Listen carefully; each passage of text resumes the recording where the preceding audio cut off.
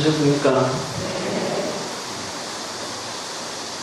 여름에 비가 많이 오더니 늦게 비도 안 오고 오늘은 햇빛이 뜨지 않았는데 햇살도 아주 따가운 것 같습니다. 지금 앞으로 한 보름 정도는 실제로 좀 비가 안 와야 됩니다. 그래야 곡식들이나 채소들이 힘있게 자랄 수가 있고 그런데 여름에 비를 많이 맞아가지고 이놈들이 아마 가을에 비 오면은 몸이 아마 되게 상해할 거예요. 다행히 지금 비가 안 오는데 태풍이 뭐 하나 올라온다니까 좀 피해 갔으면 하는 그런 마음입니다. 오늘 본문하기 전에 스님들이 인사가 좀 있어가지고 말씀을 좀 드리고 본문을 시작할 것 싶습니다. 우리 전에 총무로 되셨던 은초 스님이 조교사에 있을 때부터 저하고 인연이 다해가지고 저하고는 몇 년 살았습니다. 살았는데 제가 총무 근무하고 있을 때 절교육에 대해서 거의 주지소임을 살다시피 고생을 많이 했습니다. 많이 했는데 다른 데 좋은 게 있을 수도 있었는데 저하고 살겠다고 와서 2년은 조금 안 되는 것 같고 1년 한 8, 9개월 정도 계셨던 것 같아요.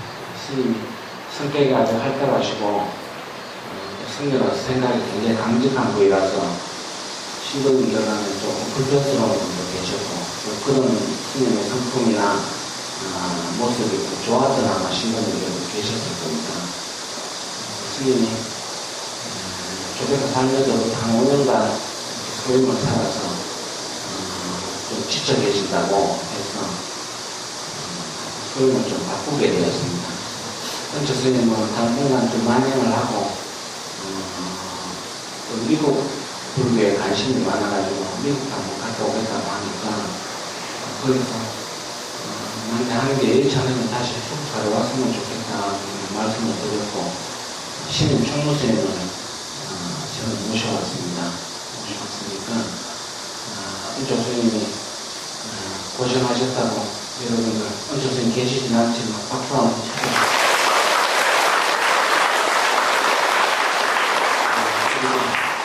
신임 총무스님은 본명이 성자, 우자, 성우스님입니다.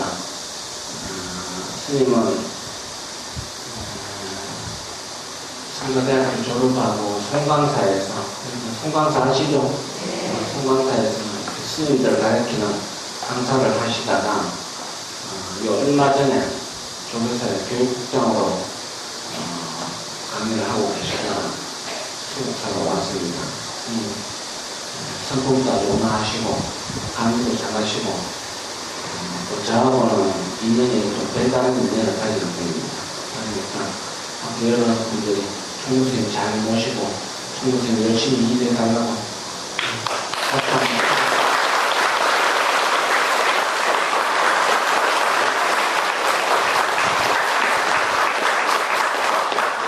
스님이 전일의 많은 부분들은 신도 교육이나 포교나는 많은 부분들은 스님이 아마 앞으로 여러 가지 챙기실 겁니다.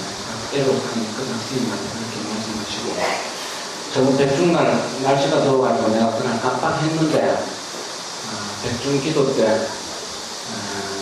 우리 여기 불당에 모든 계신 원경성에 또 지난전 맡아 계신 해안선에 그리고 미륵전에서 기도하는 김경 스님 여러분들도 다 고생하셨지만 여러분들 다 잘 되라고 스님들께서 연천대에 기도하신다고 대단히 고생 많이 했습니다. 백중기도 원만하게 잘 해줬다고 스님들께서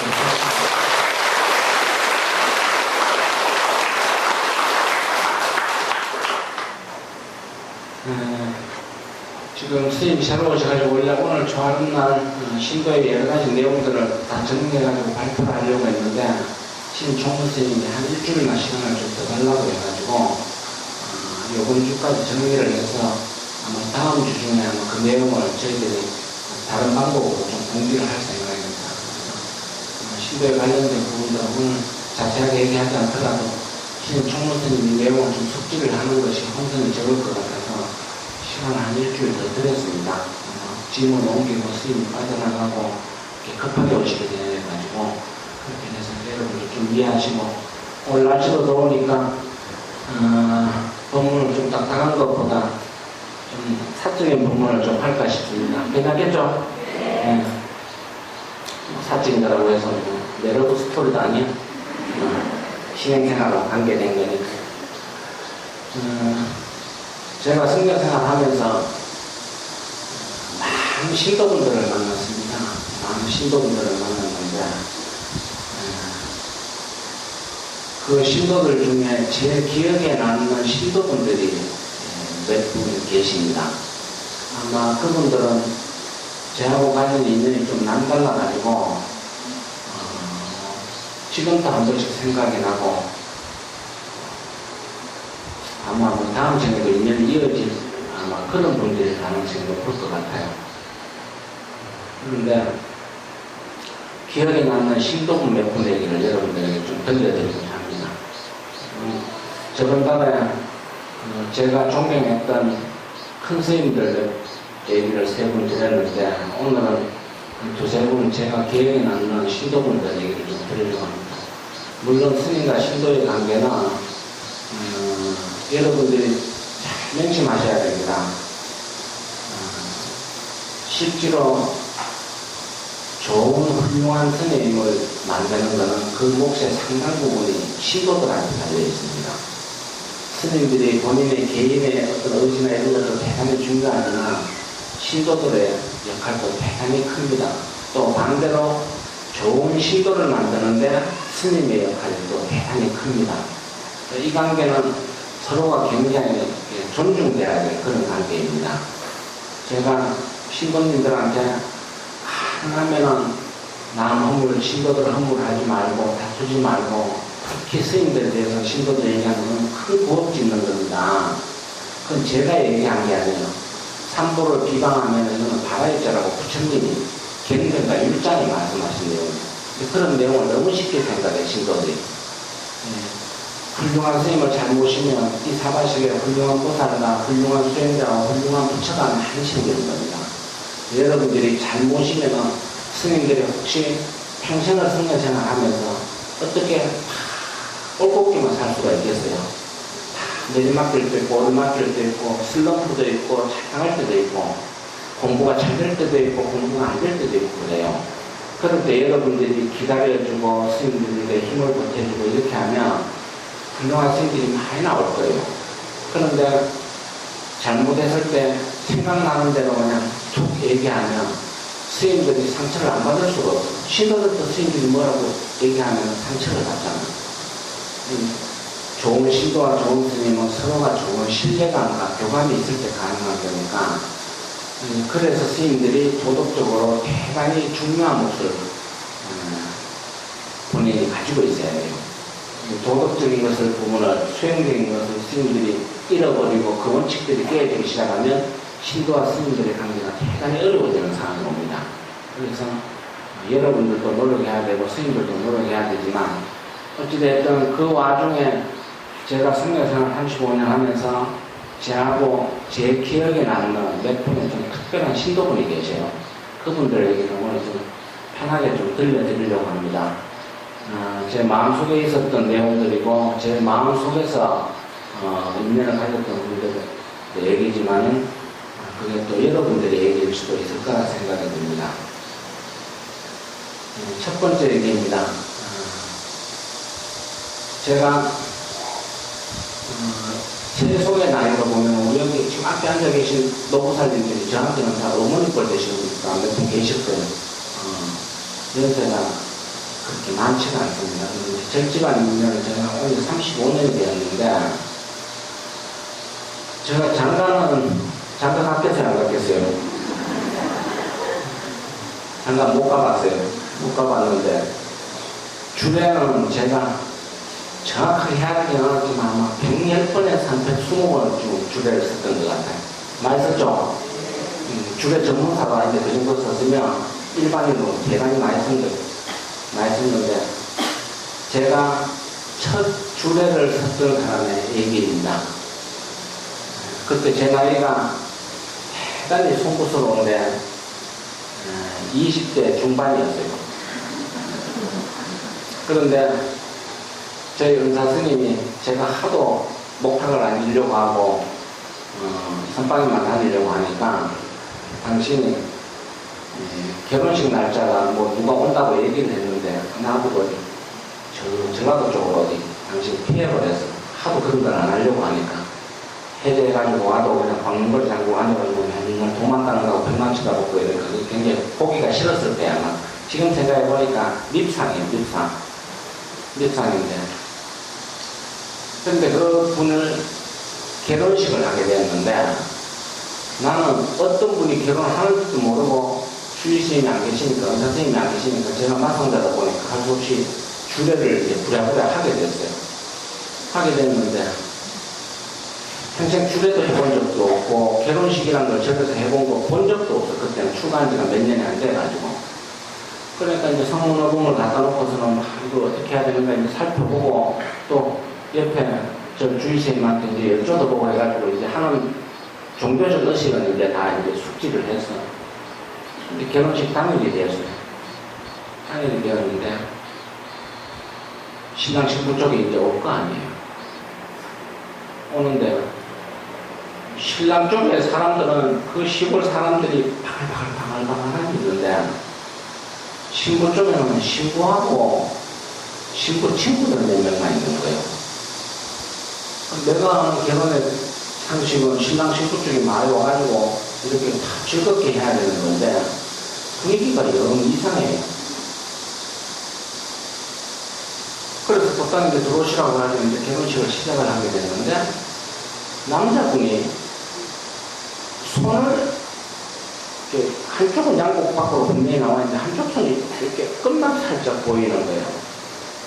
그래서 이게 왜 이런가 싶어서 이제 식을 진행하면서 이렇게 보니까 손이 조막손이나 조막손 하시죠 여러분들. 손이 정상적으로 이렇게 5개 안 펴지고 손이 이렇게 돼 있는 조그마한 손은 조막손 크기도 작아요.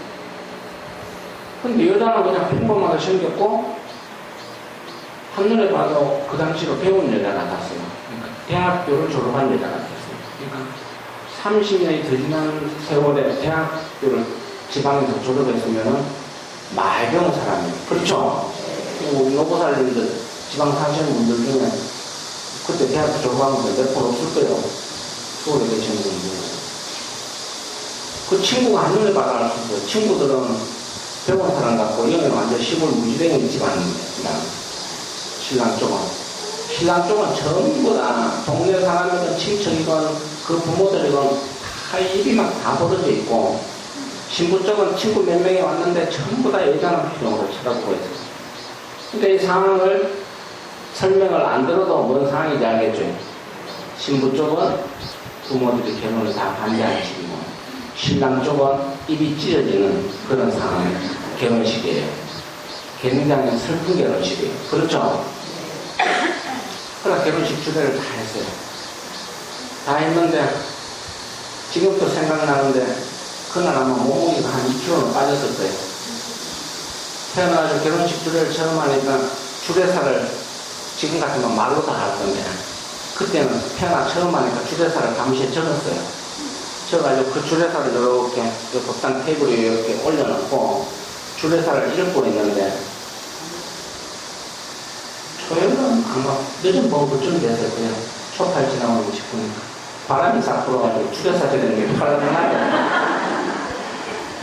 안 그래도 떨려 죽겠는데 태어나가지고 첫 주례를 서가지고 주례사가 홀랑 날아가니까 그 다음부터 주례 선생님도 얼마나 행편없는 주례사를 섞해서 그래서 결혼식을 마치고 미안해가지고 그 남자 쪽 부모님한테 죄송하다고 주신이 계셨으면 잘 지내셨을 건데 내가 경험이 없어가지고 죄송하다고 사과를 드리고 그 둘이를 그 바빠 정신없는 사람을 방으로 불러가지고 차를 한잔 얘기하면서 당신은 그 신랑 되는 사람은 내보다 나이도 몇 살 더 먹었어요.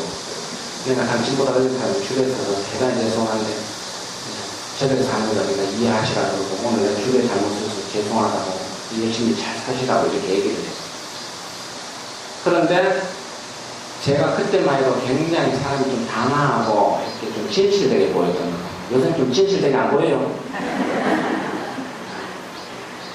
그 신랑 신부가 저를 굉장히 좋게 봤던가 봐요. 그날. 이 사람들이 이제 신혼여행을 갔다 오고, 이제 그 뒤에 이제 신부들을 통해서 그 내용들을 얘기를 듣게 됐어요. 얘기를 들으니까 남자는 시골에서 돼지 키우고 조그만 가수원 하고 있고, 조막손이다. 고등학교를 졸업했는데. 그러니까 그 부모님이 이놈은 이제 장가도 가기 힘들고 앞으로 뭐 하기도 힘들고 하니까 자기 집 재산 중에 가수원 땅을 이 사람한테 그 아들한테 다 넘겨줬어요.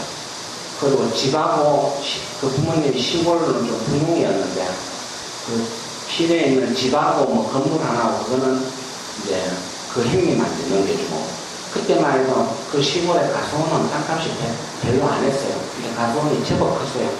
가수원이 뭐 아마 평수로 따지면 한 15,000평, 2,000평 됐을 거예요. 시골에는 좀 두농 가수원이었어요. 근데 결혼하는 것 때문에 아버지가 내 이제 금성에 소원 짐 다 들었다 해가지고 아들한테 덕들을 다 넘겨줬거든요. 그런데 그 신부는 대구에 효자 들어가는 효무슨 여대라는 데를 대학교를 졸업을 했는데 그 신부는 멀쩡히 생겼는데 이 남자하고 뭔 인연이 다 있는데 내가 보기에는 아마 금생의 인연은 아닌 것 같아요. 전생에부터 인연인 것 같아요. 아무 조건 없이 이 남자가 좋아가지고 시골에 가수원에 돼지 키우고 살겠다고 오니까 그 친구들에서 결혼식 안 가가지고 집안 친구들이 한 명도 안 오고 그러니까 슬픈 결혼식을 했는데 여자가 당차고 톡톡하게 생겼어요. 그래서 좀 말로만 듣던 그런 결혼식이 이런 결혼식이구나. 왜 나는 첫 주례를 이렇게 골차고 첫 주례를 했을까. 이제 혼자서 그러고서 잊어버렸어. 신혼여행을 갔다 오고 난 뒤에 집에서 공양청을 했어요. 그 부부가 아마 신혼여행 가서 저 얘기를 아마 자기들끼리 좀 했던가. 올라가다가 스님이 너무 좋으시다. 우리 가서 스님 공양 한번 보시다 해가지고서는 올라와가지고서는 신혼집에를 태어나가지고 신혼집에 갔는데 처음 갔어요. 또 가니까 신혼집에는 향내가 나긴 나요. 그 시골인데도 뭐 고개 탁 세고 하고 뭐 이렇게 막 소파도 들어가고 해가지고. 그래 가니까 그 짧은 시간에 저하고 찍은 주례 사진을 거실에다가 이렇게 다 걸어놨어. 그래서 공양을 대접해 가지는데 나도 뭐 공양 얻어 먹었으니까 신도들이 공양을 대주면 스님들은 그 공양을 얘기를 해야 되니까 뭐 좋은 얘기라도 해줘야 될 거 아니에요. 그래서 이제 그때 뭐 생각나는 대로 이렇게 얘기를 하면서 혹시 삶이 힘들고 어렵더라도 늘상 간센 보살님처럼 얘기가 되면 얼마나 좋겠습니까? 힘이 들면 늘상 일하시면서도 간센 보살 하시면서 간센 보살을 연하시면서 그렇게 어려움을 극복하세요. 이렇게 얘기를 했어요. 그때는 제가 지금처럼 우선 이렇게 불교에 대해서 큰 안목이 있거나 이럴 때가 아니에요. 그냥 여러분들하고 비슷할 때예요.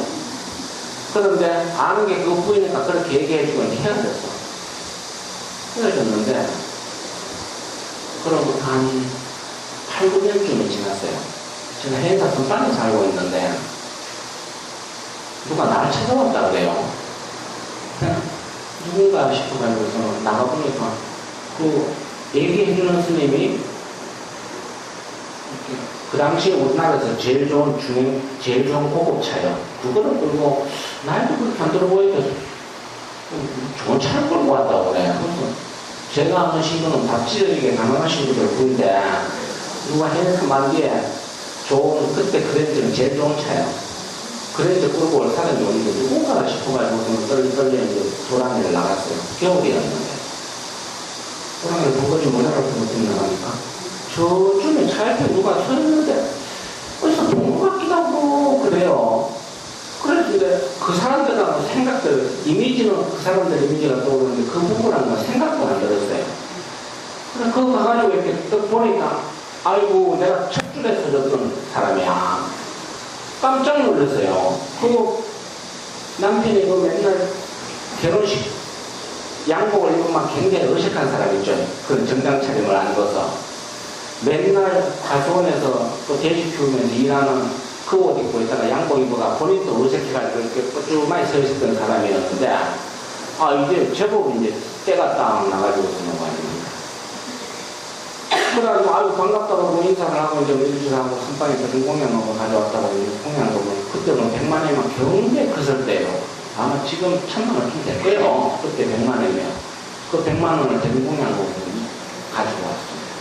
그 대체 그 전에 무슨 사과값이 무슨 떼끔으로 올라온 것 같지도 않고 어떻게 이렇게 좋은 식품이어서 이렇게 형편이 풀렸냐고 물어보니까 그 부부애가 살면서 얼마나 힘들었겠어. 친척집에서 결혼식에도 참석을 하는 관계였으니까. 그런데 친척집하고 관계가 다 풀렸대요. 어떻게 풀렸냐. 그 신부는 마음고생을 많이 해서 근데 본인이 태어나가지고 기도란 걸 해본 적이 없는 사람인데 시댁이 적지만 다녀가지고 본인이 불교로 개종한 사람이에요.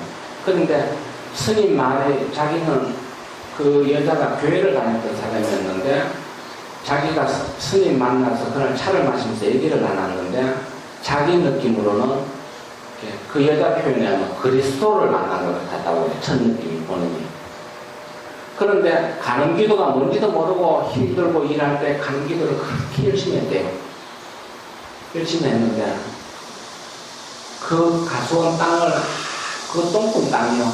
그 경산 하양 옆에 저 안에 들어간 똥꿈 땅이었는데 거기가 대학교가 들어와가지고 집이 방이 상가로 대지하고 상가로 전행이 됐어요. 그래가지고 그냥 보통에 팔았으면 아마 요새 돈으로 정확하게는 제가 모르겠지만 한 1억이나 2억쯤 됐으면 그게 배매에 돼가지고 몇 년 사이에 그게 한 10배, 15배 뛰어가지고 요새로 따지면 100억대 재산가가 되고요. 돼지 키우고 살던 사람.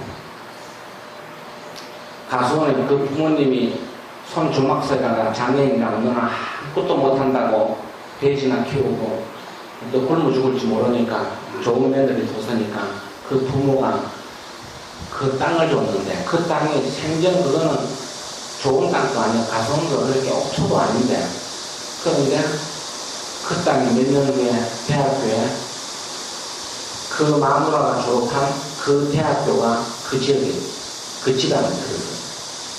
그래서 그 옆에 전부 상가 대지로 풀려가지고 지금 아마 모르긴 몰라도 지금 수백억 대단히 나왔어요. 그래, 그 얘기를 듣고 나니까 뭔 생각이 드느냐. 이야, 인간상 진짜 세옹지마구나. 그리고 어려움을 본인이 잘 이기고 나면은 고진감리에 반드시 좋은 가구가 오는구나 하는 생각이 들어요. 그래서 그때 다시 인연이 나해가지고 그 집을 이제 몇 번 드나들었어요. 몇 번 드나들었는데, 그 드나들면은, 그, 애기 못 살이지. 제가 이제 두 번, 그 다음에 만났을 때만 해도 이제 애를 놓고 나이가 좀 들어가 만나긴 해서, 이제 이렇게 색시 냄새는 안 났지만은, 한 번씩 이렇게 자기 살아온 그 몇 년간 힘들었던 삶을 이렇게 얘기를 해요. 얘기를 하는데, 그 얘기 끝에 항상 얘기를 해요. 스님 아니었으면 저는 가는 길을 못했을 거예요. 스님이 힘들 때 가는 기도 하는 말에 자기가 그때 너무너무 힘들었는데 스님 그 말만 생각나요. 자기가 자라가지고 태어나가지고 배웠던 온갖 것들이 기억이 하나도 안 나고 힘드니까 스님이 가는 기도하라는 그 말만 이렇게 이명이 들리듯이 머리 안에서 맹 들려서 가는 기도만 했어요. 그런데 스님, 저희들은 정말 간센보살님이 가르쳐 주신 것 같아요.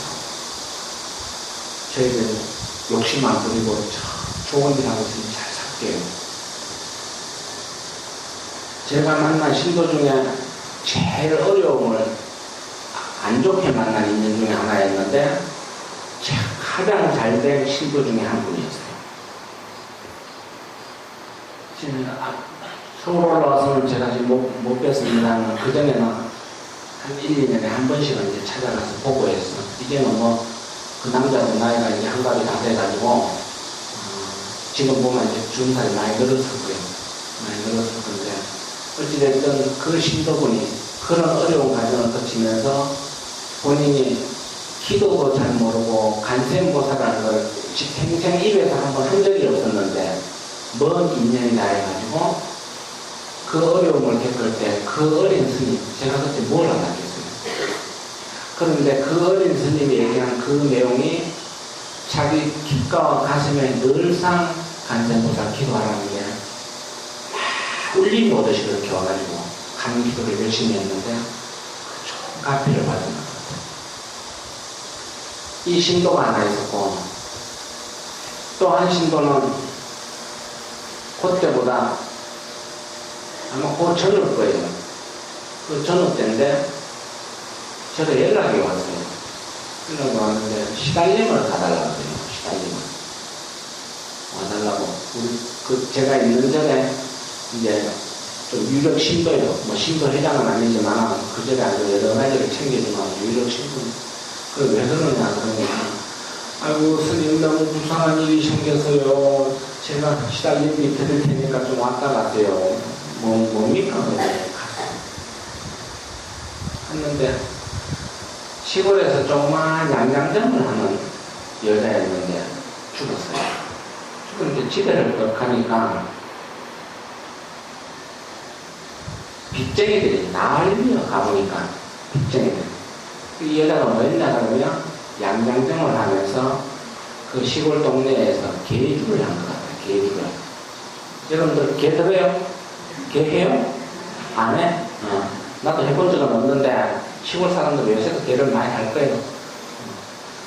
개주를 여자분이 했는데 이 여자가 돈 받을 것도 있고 줄 것도 있을 텐데 죽고 나니까 받을 사람은 하나도 안 나타나고 이 여자한테 받을 빚쟁이들만 상가집에 다들 같이가지고 상가집이 막 난리가 그냥 아주 아수라장이야.